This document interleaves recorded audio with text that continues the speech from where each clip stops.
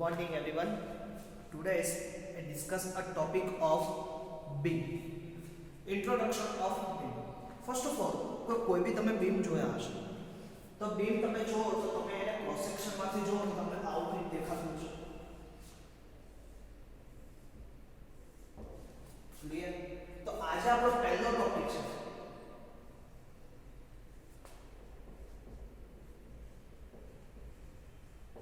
element of beam section. Element. The beam is divided mostly divided into three elements. First of all, હવે તમે જોઈ શકો છો કે આ એની પેરિફેરી છે બીમની. ઓકે, બીમની પેરિફેરી એટલે ફર્સ્ટ ઓફ ઓલ કોન્ક્રીટ આવશે. સૌથી પહેલા કે તમે જે બીમને જોવો છો ત્યાં સૌથી પહેલા તમને શું દેખાય તો કે એલિમેન્ટ્સ નંબર 1 કોન્ક્રીટ. સેકન્ડ, હવે જ્યારે તમે બીમને જોશો ત્યારે અત્યારનું આ લાઈન વિશે તમને સમજાવીશ નહીં, પાછું તમને સમજાવું. હવે એના ટેન્શન પોર્શનમાં તમે સ્ટીલ પ્રોવાઈડ કરેલું જોયું હશે. ક્લિયર? એના કમ્પ્રેશન મેમ્બર શું કહેવાય એની વિશે ડિટેલ ચર્ચા કે ત્યાં કંઈક સ્ટીલ પ્રોવાઈડ કરેલું હશે. હવે આ જે સ્ટીલને જોઈન્ટ કરે એટલે કે કન્ફાઇન કરનારું મેમ્બર એટલે કે એક મેમ્બર હશે ધેટ ઇઝ સ્ટીલ્સ. તો આવી રીતે જ્યારે તમે બીમ જોયું હશે ત્યારે તમને જોવા મળશે તો કે આની અંદર હવે શું કોન્ક્રીટ કન્ફાઇન થઈ ગયું. તો બીમના mostly three elements. First of all concrete, second one is main steel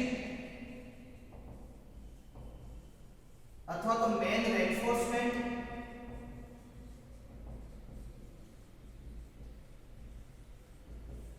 and third one is shear resistance और shear reinforcement भी कही શકાય अथवा तो એનું થર્ડ નામ જે કહેવાય ને તમે આપણે જે જાણીએ છીએ કે એને stirrups. So mostly three elements: primary elements, secondary elements and tertiary. So primary elements is concrete and steel, main steel, and secondary element is shear reinforcement and shear steel. Okay, तो three elements. तो elements of beam section પૂછે તો આપણને ખ્યાલ આવી જાય. તો elements of beam section કેટલા તો કે main beam અથવા તો main beam માં સૌથી પહેલું concrete section, main steel section and stirrups. Clear મિત્રો? હવે આજે આપણે જોવું છે કે બીમને મારે ઓળખવો હોય તો કેવી રીતે ઓળખી શકાય. તો એના વિશે આપણે વાત કરીએ. First of all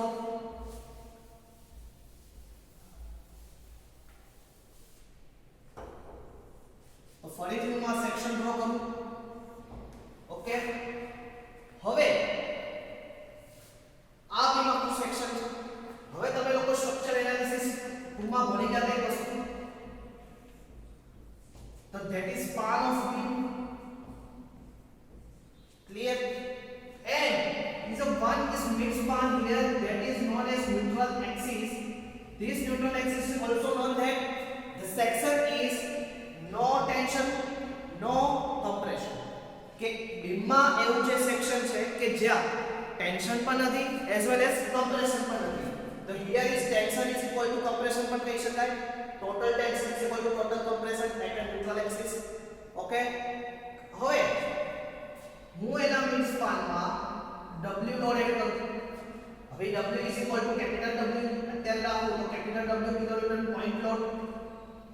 point load અહીંયા એડ થાય તો અહીંયા શું થશે as usual બેન્ડિંગ થશે.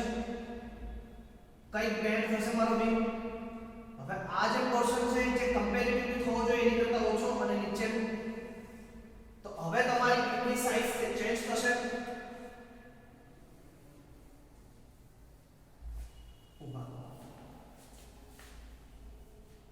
આપણે ફરીથી સમજીએ.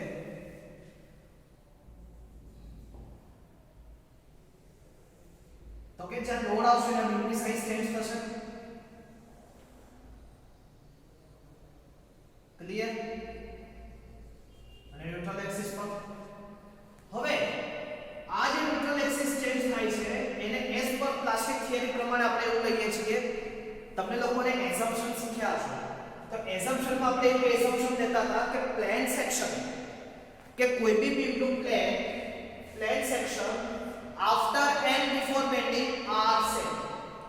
કોઈ પણ બીમનું plane section after and before loading are same. એટલે આપણે અત્યારે આ ભલે કહું પણ આપણે શું થશું ઇઝ નેગ્લિજિબલ કહું.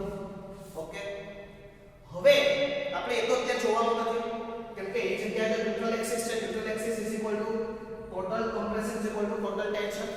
પણ સર આ કમ્પ્રેશન કઈ જગ્યાએ થાય અને ટેન્શન કઈ જગ્યાએ થાય તો તમને ખબર નથી. યસ, તો ફર્સ્ટ ઓફ ઓલ તમે જો આ બે પોઈન્ટ તમે પકડો. હવે આ બે પોઈન્ટ જ્યારે ઓરિજિનલ બીમ હતો અને હવે એની પર લોડિંગ આવ્યું ત્યારે આ બીમ શું થયું એકબીજાથી દૂર જવાનો પ્રયત્ન કર્યો. તો દૂર જવાના પ્રયત્ન કરવાને લીધે શું થશે ત્યાં? હવે તમને બધાને ખબર છે along the forces are pull to each other. તો કે એકબીજા જોડેથી ખેંચાશે તો કયો ફોર્સ પ્રોડ્યુસ થશે? ટેન્શન. અને એકબીજાથી નજીક જવાનો પ્રયત્ન કરે ઉપરની સપાટી તો ત્યાં કેવું પ્રોડ્યુસ થશે? કમ્પ્રેશન.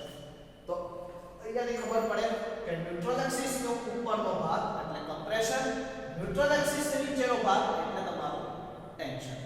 ક્લિયર થાય છે માઇન્ડમાં? Same is clear. હવે એનો સેક્શન હોય તો સેક્શનના પોઈન્ટ થી આ પોઈન્ટ આપણે શું કહીએ? Neutral axis. ન્યુટ્રલ એક્સિસ થી ઉપરનો ભાગ એટલે શું થશે? કમ્પ્રેશન એટલે કમ્પ્રેશન ઝોન.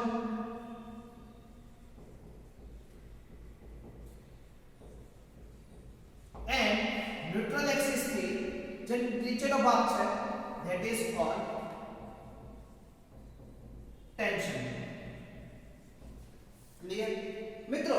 હવે અહીંયા એક આપણે વસ્તુ સમજવાની છે કે કમ્પ્રેશન ઝોન અને ટેન્શન બંને અલગ છે. પણ તમને બધાને ખબર છે લેક્ચર નંબર 1 માં ઓલરેડી આપણે ભણીને આવ્યા છીએ કે ટેન્શન ઝોનમાં આપણે સ્ટીલ પ્રોવાઈડ કરીએ છીએ. કેમ? તો એનું રીઝન એટલું જ છે કે કોન્ક્રીટનો બીમ છે એની કમ્પ્રેસિવ સ્ટ્રેન્થ કેવી હોય છે? ઓછી હોય છે. અને બીજું રીઝન એ પણ છે કે આપણે સ્ટીલ કેમ પ્રોવાઈડ કરીએ છીએ? તો મિત્રો તમારે મને કહેવાનું છે કે આપણે લોકોએ કોન્ક્રીટ જોડે સ્ટીલ જ કેમ પ્રોવાઈડ કર્યું? કમેન્ટ્સ બોક્સમાં તમારો મને આન્સર જોઈએ. એક લેક્ચર આખો જશે કે કેમ સ્ટીલ પ્રોવાઈડ કર્યું. તો નેક્સ્ટ લેક્ચરમાં આપણે એની વિશે ડિટેલ ચર્ચા કરીશું અને લિમિટ સ્ટેટ ડિઝાઇન મેથડ વિશે ભણીશું. પણ આજે આપણે ભણવું છે વિન્ડો સેક્શન વિશે. હવે ખાસ અત્યારે હું તમને કહી દઉં કે એનું રીઝન એટલું છે કે કોન્ક્રીટ અને સ્ટીલ વચ્ચે બોન્ડિંગ સારું છે. પણ બોન્ડિંગ સારું એટલે મતલબ નથી, તો એની ઉપર ઘણા બધા ઇફેક્ટ પણ થશે. ટેમ્પરેચર ઇફેક્ટ થશે, stiffness, flexibility, bending, flexural, action loading combination, તો all are effect in this thing. પણ એટલો જ એક પોઈન્ટ છે કે ઇલાસ્ટિસિટી ઓફ કોન્ક્રીટ યાદ રાખજો 5000 √ FCK. હવે FCK આપણે ક્યાં ભણ્યા? કોન્ક્રીટ ટેકનોલોજી ચેપ્ટરમાં ભણ્યા. FCK એટલે flexural strength of concrete. Flexural strength of concrete ક્યાંથી આવે? તો ફ્લેક્સરલ સ્ટ્રેન્થ ઓફ કોન્ક્રીટ તો તમે લોકો M20 ગ્રેડનો કોન્ક્રીટ લીધો હોય તો M20 ગ્રેડના કોન્ક્રીટમાં એની 28 દિવસ પછીની જે સ્ટ્રેન્થ આવે એટલી 20 Nm². તો આ શું થાય તમારું? FCK. You are now also clear that the FCK કેવી રીતે મળશે ખબર પડી જશે. નેક્સ્ટ આ તો થઈ modulus of elasticity of concrete. હવે આપણે શોધવું છે modulus of elasticity of steel. તો modulus of elasticity of steel is 2 * 10⁵ Newton per mm². હવે also you know that elasticity of concrete and elasticity of strength are compared to each other. You know that the concrete ની elasticity કેવી છે? ઓછી છે compared to steel. તો steel કેવું material છે મારું? Ductile material. અને મારે ટેન્શનમાં શું થાય છે? એકબીજાથી ખેંચવાનો પ્રયત્ન કરે તો આ જગ્યાએ મારો સ્ટીલનો સળિયો હશે તો શું કરશે? ડક્ટાઇલ પ્રોડ્યુસ કરશે. અને ડક્ટાઇલ પ્રોડ્યુસ કરે એટલે શું થશે? મારી મને એ જ વસ્તુ કે ક્રેક થતા શું થશે રેઝિસ્ટ કરશે અને મને ટેન્શન પ્રોવાઈડ કરશે ક્લિયર હવે આપણે એના વિશે ડિટેલ આખો એક લેક્ચર લેશું પણ અત્યારે હું મને કાઢું X સેક્શન આને કયો સેક્શન કે જ્યાં કમ્પ્રેશન ઝોન અને ટેન્શન ઝોન એકબીજાથી શું થાય અલગ પડે એવો છે ભાગ કે જ્યાં કમ્પ્રેશન અને ટેન્શનની કોઈ અસર થતી નથી દસીરો એવો છે ભાગ આની ડેફિનેશન જુદી જુદી તમારી બુકમાં આપેલી છે પણ રિયલ ડેફિનેશન એવી થાય છે કે at a section of beam total compression is equal to total tension total compression is equal to total tension હવે તમને થશે કે C is equal to T C એટલે શું હવે મિત્રો સમજો કે C એટલે હવે આ બંને પોર્શન ને હું આ રીતે અલગ કરી દઉં હવે તમારી જાણ માટે હું આ પોર્શન ને અલગ કરું હવે આ પોર્શન આખો કોનો થયો કોન્ક્રીટ નો થયો હવે કોન્ક્રીટ ની સ્ટ્રેન્થ ક્યાંથી આવે તો એના આખા બ્લોક નું વેટ ક્યાં આવે તો કે એના CG ઉપર CG of compression member યાદ રાખજો CG of compression member એના ટોપ ફાઈબર થી આ જે ડિસ્ટન્સ આવશે 0.46 into fck ક્લિયર યાદ રહેશે 0.46 into fck same is it પાછા અહીંયા જો ટેન્શન માં આપણે શું પ્રોવાઈડ કરીએ છીએ સ્ટીલ પ્રોવાઈડ કરીએ હવે સ્ટીલ પ્રોવાઈડ કરીએ તો આ જે સ્ટીલ પ્રોવાઈડ કર્યું એનું પોતાનું કોઈ ક્રોસ સેક્શન એરિયા હશે એને આપણે દર્શાવીએ છીએ AST વડે શેના વડે AST means area of steel in tension area of steel in tension okay હવે AST માં તો જે સ્ટ્રેન્થ મળશે કોની લીધે સ્ટીલ ને લીધે મળશે ટેન્શન સ્ટીલ ને લીધે હવે ફરીથી આપણે આગળ લીધું C is equal to T કે સર આ C is equal to T આનું કેવી રીતે હવે તમને બધાને ખબર છે sigma is equal to P upon A stress નું ઇક્વેશન હતું ક્લિયર હવે હું આ સિગ્મા અહીંયા લઈ લઉં sigma into A is equal to P થાય યસ યાર sigma into A is equal to P હવે આ જે સિગ્મા અત્યારે P is equal to શું લઈ લો ટેન્શન હશે તો T is equal to શું થશે stress in tension area into tension same is it is sigma C માટે શું થશે તો સિગ્મા C ઇન્ટુ AC યાદ રાખજો સિગ્મા C સ્ટ્રેસ કેટલું આવશે તો 0.36 fck કેટલું 0.36 fck કમ્પ્રેશન નો એરિયા તો આ એરિયા કેટલું થશે તમારું અહીંયા કેટલું width of beam તો b into આ ડિસ્ટન્સ તો હું x કહી શકું ક્લિયર તો b into x same is tension નો એરિયા તો ટેન્શન માં સિગ્મા t આવશે 0.87 f5 T એટલે કે હવે કોની લીધે આવશે તો કે area of still in tension કે જે સ્ટીલ નો એરિયા છે એના બરાબર હવે તમારે ન્યુટ્રલ એક્સિસ ફાઇન્ડ કરવું છે સાહેબ ન્યુટ્રલ એક્સિસ તો મને ખબર જ નથી તો ન્યુટ્રલ એક્સિસ ફાઇન્ડ કરવું હોય તો એને કરતા બનાવવું પડશે તો કેવી રીતે xu is equal to 0.87 f5 ast upon 0.36 fck b થાય તો આ તમારું ન્યુટ્રલ એક્સિસ ઇક્વેશન યાદ રહેશે total compression is equal to total tension C is equal to T કેવી રીતે આવ્યું તો કે સિગ્મા ઇન્ટુ A સિગ્મા એટલે કે stress A into cross sectional area હવે તમારે ટેન્શન નું ફાઇન્ડ કરો તો P ની બદલે T મૂકો તો આ sigma C into A sigma T into A sigma C એટલે કે stress in compression 0.36 into FCK AC કેટલો આવશે B into x sigma T કેટલો આવશે 0.87 ઇન્ટુ F5 AD એટલે કે AST still in tension clear તો આ સૂત્ર શું આવ્યું neutral axis 0.87, F5 HT 0.36 B into FCK into B. Clear? FCK એટલે flexural strength of concrete. F5 એટલે કે yield strength.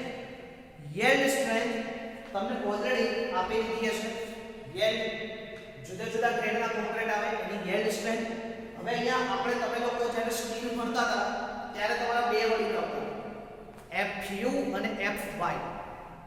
FU તમે કેટલું લેતા હતા કે FY ના કેટલા 4.6 હોય તો એના 40 થી 60% જેટલું લેતા હતા અને એની પરથી તમે F5 ફાઇન્ડ કરતા. અહીંયા તમને ગ્રેડ આપેલો હશે Fe415, Fe25, Fe500, Fe550. તો આ બધા ગ્રેડને લીધે શું થાય? હવે બાય સપોઝ આપણે કીધું Fe. What is means by Fe? Fe એટલે કે ફેરસ ઓક્સાઇડ. ફેરસ એટલે કે ફેરસ એટલે કે જે આવર્તન કાળ છે તમે લોકો સાયન્સમાં ભણ્યા છો એમાં Fe નો એક ક્રમાંક છે પણ અહીંની પછીમાં તમને અહીંયા લખેલું છે 415. એનો મતલબ કે જે તમારું સ્ટીલ છે 415 ગ્રેડ. 415 ગ્રેડ એટલે કે તમે લોકો F5 કેટલું લખી શકો? 415 ન્યૂટન પર mm સ્ક્વેર. ક્લિયર? તો તમને F5 yield stress of the steel, clear, and AST area of steel tension. Clear? તો આ તમને શું મળ્યું? Neutral axis. હવે આ ઇક્વેશન તમારે મોઢે રાખવાની જરૂર છે. as per IS 456 માં પેજ નંબર 96 ઇક્વેશન નંબર 1 પર તમને આપેલું છે. Okay fine. નેક્સ્ટ હવે કે સર અહીંયા આપણે તમે CG લીધું. CG થી આ ડિસ્ટન્સ 0.42 into XU લીધું. સોરી F42 આવશે. ઓકે. હવે અહીંયા બીજી બે ડેફિનેશન મને સમજવાની થશે. સ્ટીલના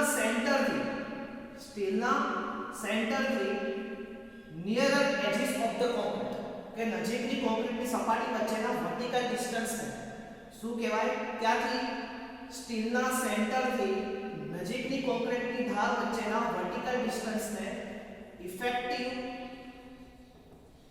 કવર કહેવાય. યાદ રાખજો જીડીમાં મોસ્ટ ઇમ્પોર્ટન્ટ ક્વેશ્ચન ફરીથી સ્ટીલના સેન્ટરથી નજીકની કોન્ક્રીટની ધાર વચ્ચેના વર્ટિકલ ડિસ્ટન્સને શું કહેવાય? Effective cover. અને સ્ટીલના છેડેથી કોન્ક્રીટની નજીકની ધાર વચ્ચેના વર્ટિકલ અંતરને શું કહેવાય? Clear cover. ઓકે યાદ રહેશે. એટલે હવે ઇફેક્ટિવ કવર અને ક્લિયર કવર વિશે ખબર પડી ગઈ. હવે બીજા બે વર્ડિંગ સમજવાના છે. હવે બીમના ટોપ ફાઇબર થી લઈને બોટમ ફાઇબર સુધીનું જે વર્ટિકલ ડિસ્ટન્સ છે એને કહેવાય ઓવરઓલ ડેપ્થ. શું કહેવાય? Capital D overall depth. અને તમારા સ્ટીલના સેન્ટરથી વર્ટિકલ ટોપ ફાઇબર વચ્ચેનું જે ડિસ્ટન્સ છે એને કહેવાય સ્મોલ d. એનું નામ આવે ઇફેક્ટિવ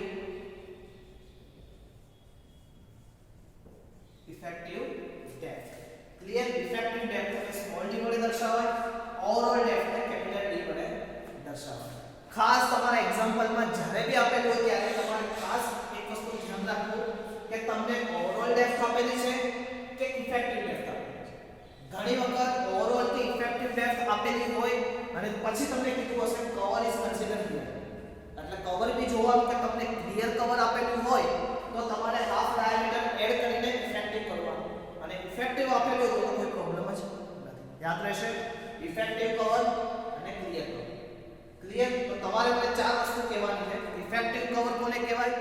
ક્લિયર કવર કોને કહેવાય? સ્મોલ d અને કેપિટલ D વચ્ચે શું ફરક છે એ તમારે મને કહેવાનું છે. કહેશો? નેક્સ્ટ.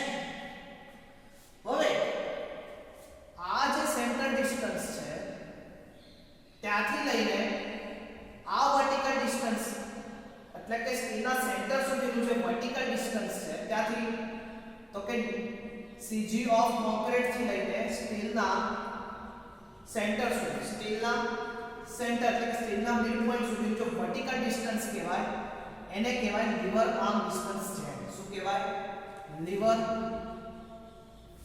Arm distance. હવે લિવર આર્મ ડિસ્ટન્સ છે એટલે કે હવે તમે જો સ્મોલ ડી કેટલું આ પોઈન્ટ થી લઈને આ પોઈન્ટ સુધી તો સ્મોલ ડી માંથી તમારે શું 0.42 x2 ને શું કરવાનું ડિડક્ટ કરો હવે x2 ની વેલ્યુ તમને અહીંયાથી મળી જાય તો તમને શું મળશે લિવર આર્મ ડિસ્ટન્સ z તો z d 0.42 x2 ક્લિયર મિત્રો અહીંયા સુધી ખબર પડી નેક્સ્ટ હવે જ્યારે પણ મોડ ઓફ ફેલર્સ બીમ હશે એના મોડ્સ ઓફ ફેલર હશે ડિફરન્ટ ટાઈપ્સ ના મોડ્સ ઓફ ફેલર હશે તો એના વિશે આપણે ચર્ચા કરીએ પણ ડિટેલ ચર્ચા આપણે નેક્સ્ટ ટાઈમ કરશું પણ અત્યારે તમને બે મોમેન્ટ ઇક્વેશન કે સર તમે કોર્સ તો લીધા આપણે એની મોમેન્ટ કેવી રીતે બનાવી તો મોમેન્ટ માટે બે ઇક્વેશન છે mu is equal to c into z and બીજું આવશે t into z તો પહેલા હું લઉં t into z હવે t એટલે કેટલો આવશે 0.87 fy into ast અને z આવશે d minus 0.42 into x આ પાઈ પર ક્લિયર હવે હું આ x ની આ જે વેલ્યુ છે એની બદલે હું આ વેલ્યુ પુટ અપ કરું અહીંયા તો આવી રીતે થશે 0.87 fy ast d minus 0.42 x ની વેલ્યુ કેટલી છે 0.87 fy ast upon 0.36 fck b into fck b જ આવશે કેમ કે અહીંયા બીજું કઈ આવશે નહીં ક્લિયર હવે એક સ્ટેપ ફરીથી એક બતાવું 0.87 fy ast હવે હું d કોમન કાઢું ast into d તો અંદર શું બનશે 1 minus 0.42 into 87 f5 ast upon 0.36 fck b into d હવે તમે આ ત્રણનો મલ્ટીપ્લિકેશન કરો શું આન્સર આવે 1 ઓકે તો 0.87 f5 ast into d 1 minus f5 ast upon fck b into d તો આ શું આવશે તમારું mu ઓકે તો આ જે વેલ્યુ આવશે ત્યારે યુઝ થશે મોડ્સ ઓફ ફેલર માં જ્યારે તમારો બીમ કમ્પ્રેશન નો ફેલર થશે પહેલું એટલે કે કયો સેક્શન હશે અંડર રેન્ફોર્સમેન્ટ સેક્શન હશે કયો under reinforcement section next time ની ડિટેલ ચર્ચા કરશું ત્યારે તમારે mu ફાઇન્ડ કરવું હશે તેના આ ઇક્વેશન યુઝ થશે okay same is it mu ની ઇક્વેશન આ મળી ગયું હવે મારે ફાઇન્ડ કરવું છે સેમ આ જ પ્રોસેસ જલ્દી ખબર પડી ગઈ 87 fy d 0.40 x ની બદલે કઈ વેલ્યુ પ્રોવાઇડ કરી x ની વેલ્યુ ઊભી મેં અહીંયા તો 0.87 fy s ની આ વેલ્યુ પુટ અપ કરી એટલે ટોટલ આન્સર અને 87 fy s ની d અને આ આન્સર હવે આ ઇક્વેશન તમારે મોઢે રાખવાની જરૂર છે આ ઇક્વેશન પર તમને આપેલું છે page number 96 IS 456 equation number b page જોશો એટલે તરત જ દેખાશે ઇક્વેશન નંબર b આ ઇક્વેશન તમને આપેલું છે આ ઇક્વેશન ક્યારે યુઝ થશે અંડર એન્ફોર્સમેન્ટ સેક્શન મિત્રો આજે આપણે શું ભણ્યા તો પહેલા બીમને વિશે ડિટેલ ચર્ચા કરી ફરીથી એક વખત આખું સેક્શન તમને ફરીથી એક વખત સમજાવી દઉં યાદ રહે